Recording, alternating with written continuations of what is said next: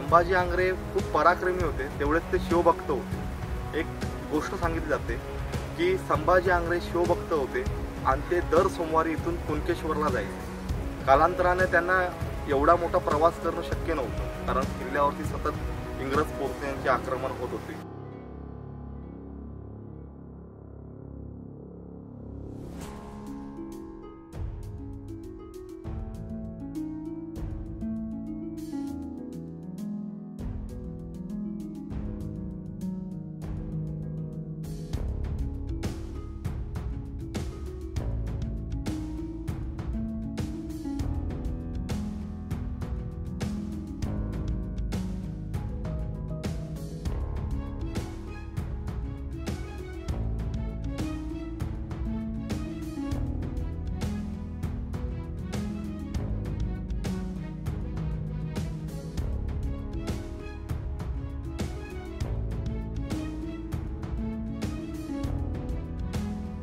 रामेश्वरम मंदिर पुराण आहे, ते 7 पांडवांनी बांधलेले आहे मंदिर आहे।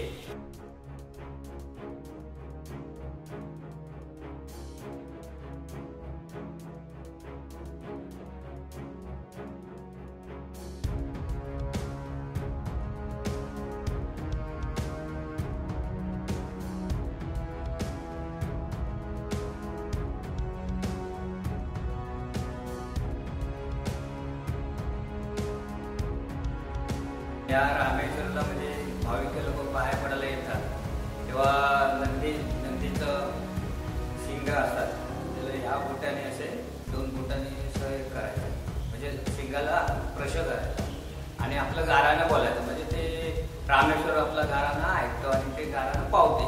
त्याच्यानंतर भाविक लोक आले, चांगलं गारानं बोलतात, पुजाऱ्याकडनं गारानं बोलून घ्यायचं, त्याला नारळ द्यायचा, मग ते गारानं बोलल्यानंतर ते गारानं पावतो।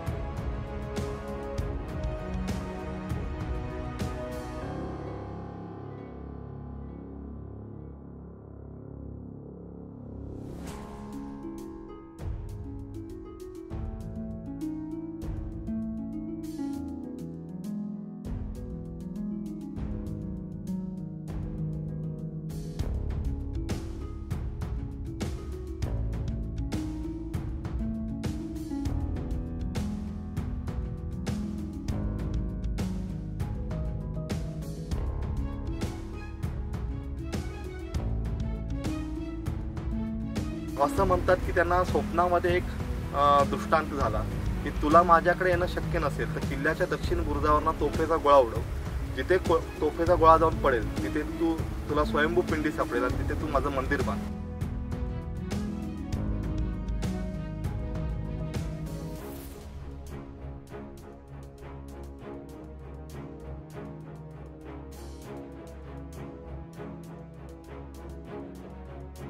तर त्याच स्वप्नाच्या दृष्टांतानुसार संभाजी आंग्रेंनी विजयदुर्ग किल्ल्यावरून तोफेचा गोळा उडवला दक्षिण बुरुजावरून। तो तोफेचा गोळा जाऊन त्या जावेच्या खोऱ्यात पडला आणि तिथे त्यांना ते स्वयंभू शिवलिंग सापडलं आणि तिथेच त्यांनी रामेश्वर मंदिराची स्थापना।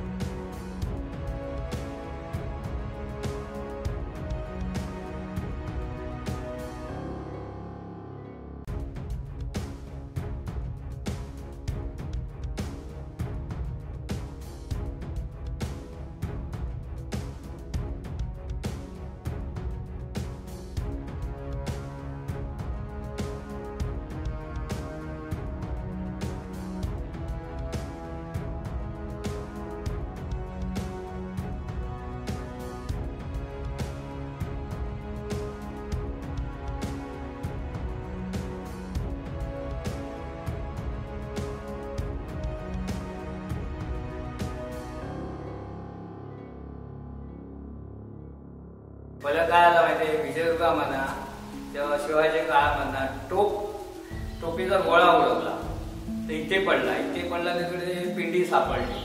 तर पिंडी सापडल्यानंतर त्याच्या काळानंतर काय आलं ते गाय यायचे, गाय आल्यानंतर ते दूध द्यायचे नागाला, ते दूध नाग पिऊन तो जायचा. त्याच्यानंतर मालक काय म्हणतो, आम्हाला गाय दूध देत नाही, गाय कुठे जाते, म्हणून त्या मालकाने त्या गायीचा पाठलाग केला.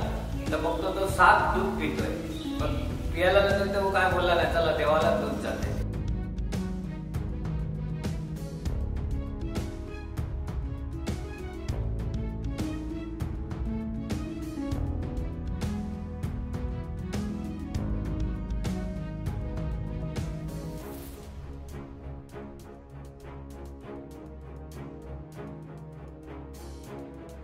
शिवाजी महाराज होते, सगळे मावळे बिवळे इकडे देवाचं दर्शन करायला यायचं. त्याच्यानंतर इकडे दहीवाडीमध्ये हत्ती महल आहे, हत्ती महल. तिथे शिवाजीचे मावळे तिकडे हत्ती आणि घोडे तिकडे धुवायला घेऊन जायचे आणि स्वतः आंघोळ करून ते परत विजयपूर किल्ल्यामध्ये जायचे.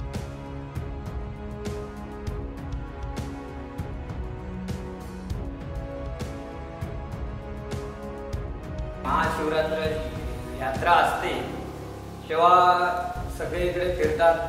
त्याच्यानंतर भारूड असतं इकडे रात्रीचं.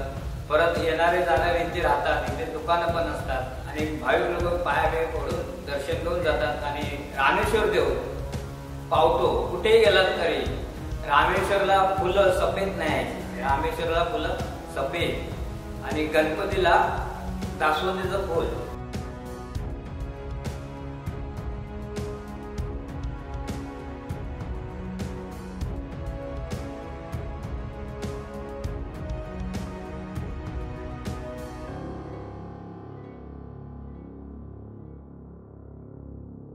मंदिराच्या मुख्य प्रवेशद्वारात आपल्याला जी लाकडी डोलकाठी दिसते, ही एक संतान जहाजावरची डोलकाठी आहे.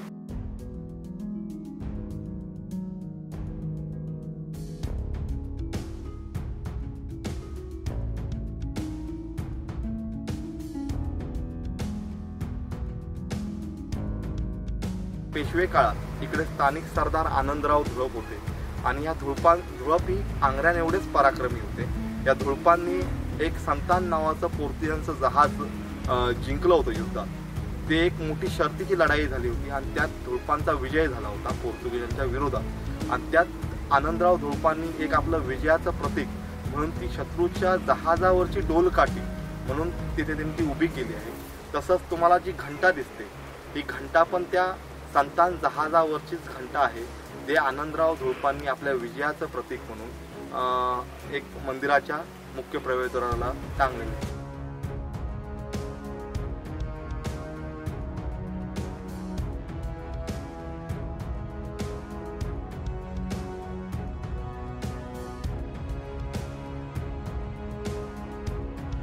अजून पण रामेश्वर मंदिराच्या बाजूला संभाजी आंग्र्यांची समाधी आपल्याला